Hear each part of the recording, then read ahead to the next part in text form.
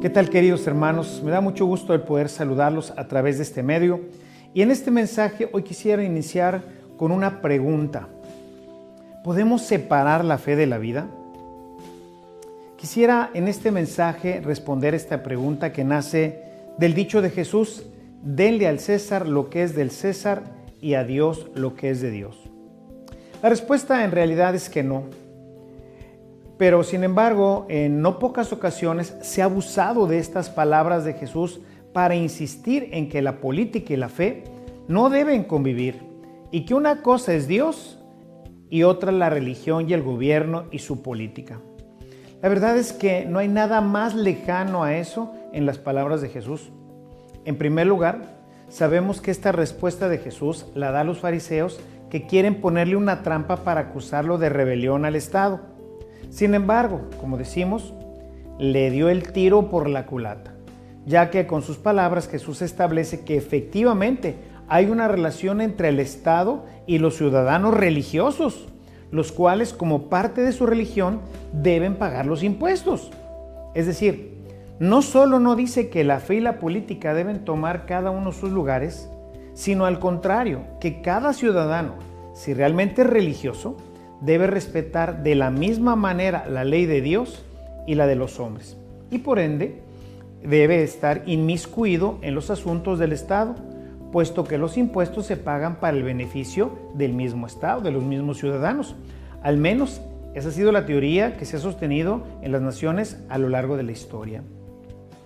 Por eso, ya desde la antigüedad, al margen de la religión, Epicteto de Frigia escribía: el hombre sabio no debe abstenerse de participar en el gobierno del Estado, pues es un delito renunciar a ser útil a los necesitados y una cobardía ceder el paso a los indignos. Es por ello muy triste que esta bandera de dar al César lo que es del César y a Dios lo que es de Dios haya llevado a muchísimos católicos a hacer caso de las voces que han buscado mantener alejados de la política a los cristianos, asumiendo muchos el erróneo pensamiento de que la fe es algo para vivirse de los dientes, de la puerta de la casa y del templo para adentro, cuando que nuestro país, como el de Jesús, está formado por ciudadanos religiosos, los cuales deben ser parte activa de la polis. ¿O acaso un cristiano no es mexicano? Por supuesto que lo es.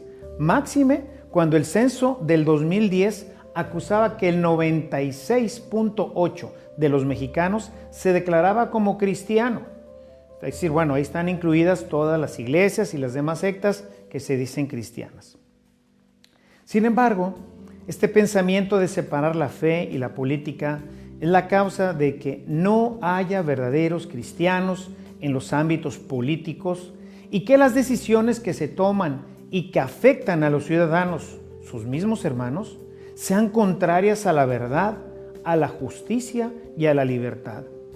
Hemos dejado el poder político, es decir, el poder para determinar lo que es agradable a Dios y por lo tanto bueno para los cristianos y para los hombres, en manos de hombres y mujeres sin conciencia, en manos de personas que no quieren agradar ni a Dios ni a sus hermanos, mucho menos servirles, que solo ven por sus intereses, y esto ha llevado a la sociedad al caos, a la miseria, a la idolatría.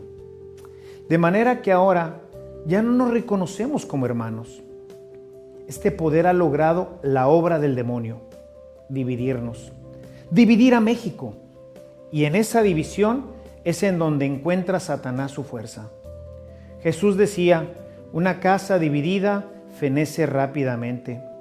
Y eso es lo que vivimos hoy en nuestro amado México, en esta maravillosa nación bendecida por Dios y visitada por nuestra Madre del Cielo. Hemos centrado nuestra atención en un culto vacío que no ha formado cristianos responsables que verdaderamente amen a sus hermanos, siendo que este es el mandamiento central de la fe, pues el mismo Jesús nos lo dijo: ama a tu prójimo como a ti mismo. ¿O es que podremos decir que nuestros legisladores, nuestros empresarios, nuestro presidente ama a sus hermanos cuando vemos que el país se hunde en la pobreza, en la corrupción, en el ilícito, en el arrebato de las libertades adquiridas por Cristo, en la más terrible de las violencias nunca vivida en nuestra nación? Un mexicano bautizado debería de vivir y pensar como un cristiano, si es realmente que se quiere identificar como cristiano.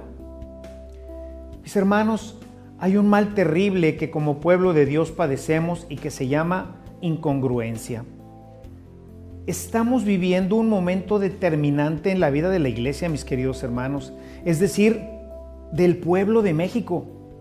El pobre cristianismo que profesamos está hundiendo a México y tenemos que salir de nuestra apatía y de nuestra mediocridad.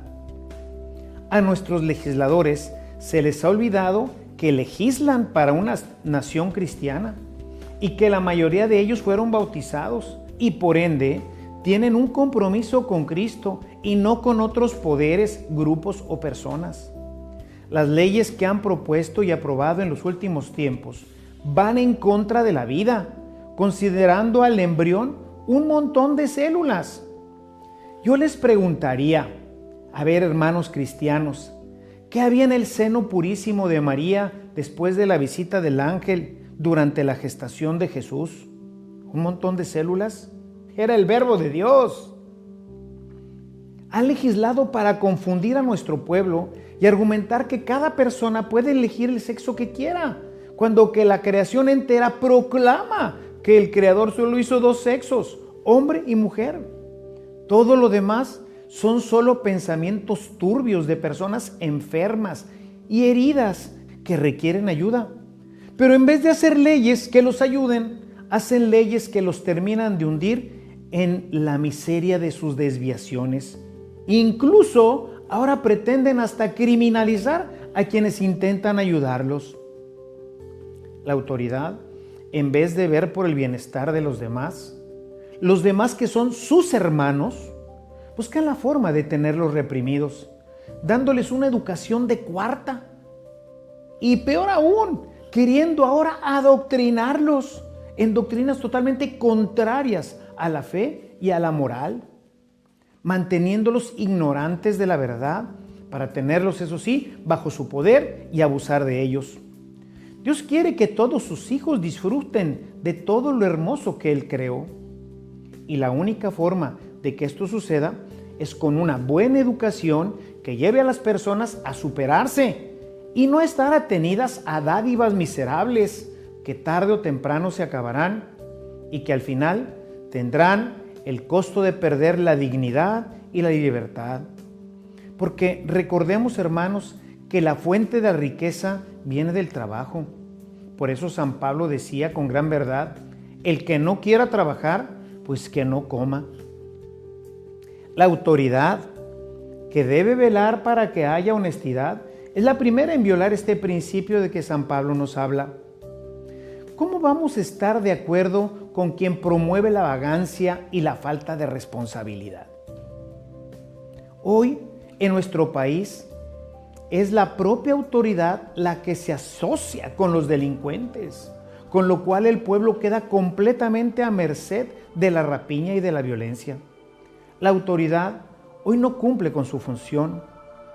La Sagrada Escritura es clara en que la policía y el ejército están al servicio del pueblo para defenderlo y velar por la paz y la libertad de los ciudadanos, no para reprimir al pueblo ni para proteger a los que hacen el mal.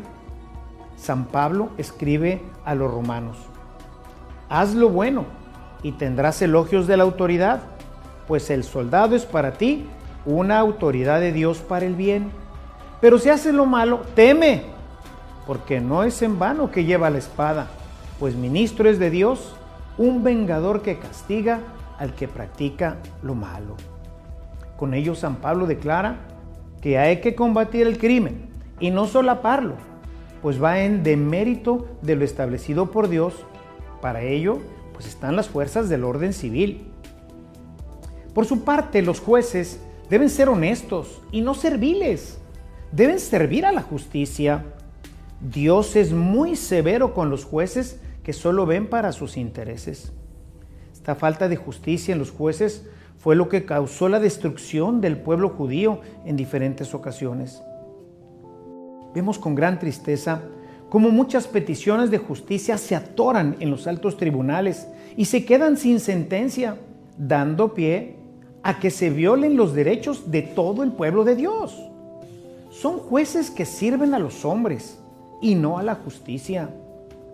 La Suprema Corte de Justicia de la Nación es de la nación y no debe de estar al servicio de ninguna persona o partido político. Tienen que ejercer realmente justicia. Nos hemos convertido en un pueblo de cobardes y permitimos todos estos abusos que en definitiva van en contra de nuestro pueblo y de cada uno de nuestros hermanos. Debemos recordar que el cristiano debe ser un hombre valiente y responsable de la misión que se le ha encargado. Al único que debemos de temer, dice la Sagrada Escritura, es a Dios, pues es el único que puede enviarnos al lugar del castigo eterno. Hermanos, no tengamos miedo de presentarnos en ninguno de los aspectos de nuestra vida o de nuestras obligaciones como ciudadanos cristianos.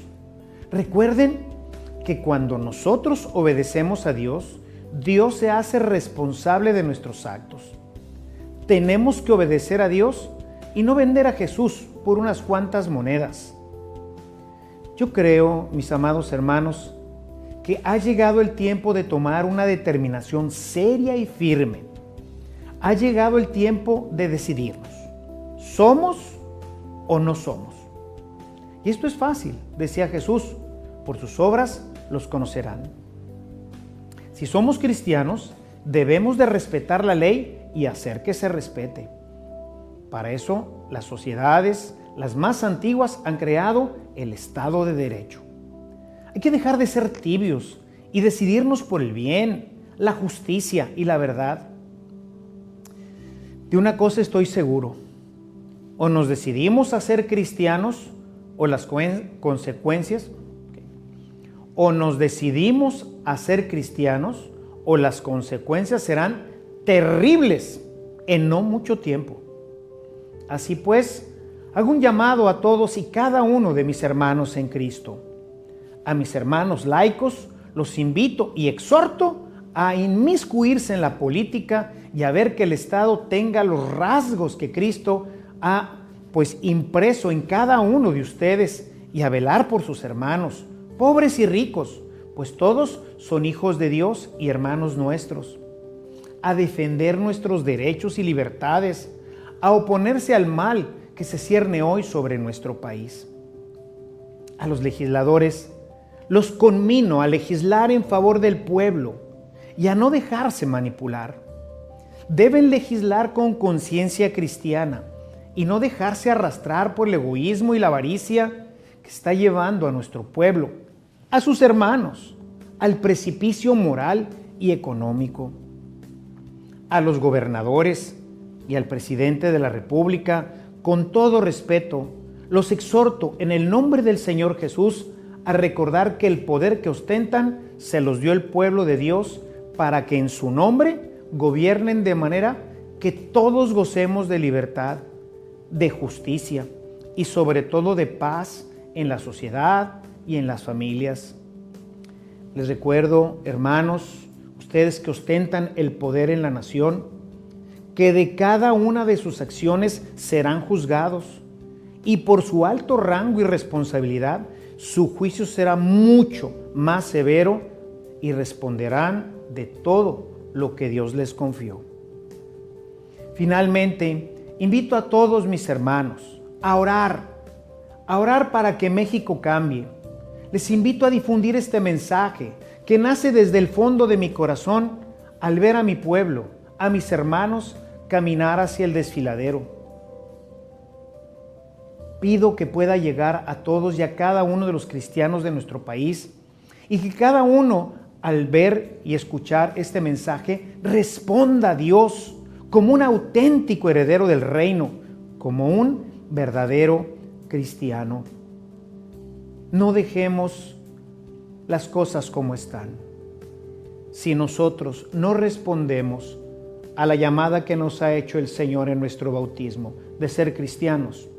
No podemos esperar un buen futuro ni para nosotros y lo más triste, para nuestras futuras generaciones. Que el Señor los bendiga, que nuestra Madre Santísima, la Virgen de Guadalupe, los proteja y que podamos todos algún día volver a ser esa nación que el Señor espera como modelo de las demás naciones de Latinoamérica. Hasta pronto.